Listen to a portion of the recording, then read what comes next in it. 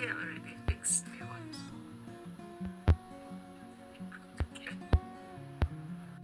I love this particular episode in the movie The Chosen because, okay, let me give you a little bit background story for those that don't know. You remember that Jesus Christ saved Mary Magdalene. Mary Magdalene was possessed by about 7 demons, and then Jesus Christ freed her.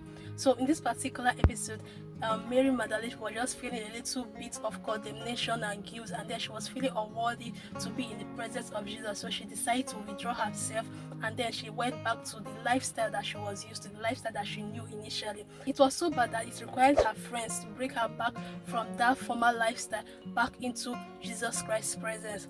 What if you were cut off from Jesus by something in your past? Wouldn't you want help getting back to him as soon as possible?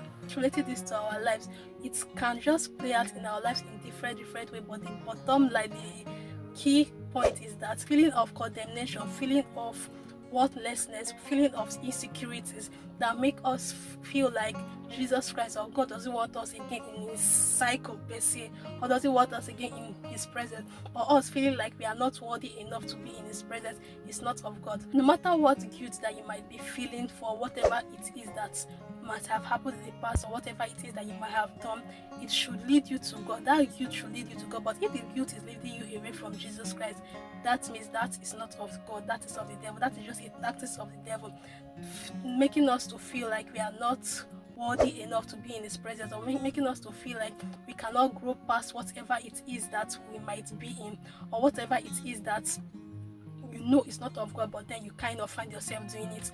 God wants you to come back, no matter how bad it is that you might feel, how worthless you might feel, or how insecure you might feel. Just know that Jesus Christ always wants you to come back to him, and when you come back to him, he can wash you and cleanse you from that thing, and then you move forward in your relationship with God, you move forward in your loving God, and not be in that same loop of sin, or not be in that same loop of your past per se. That is just basically what this episode was talking about.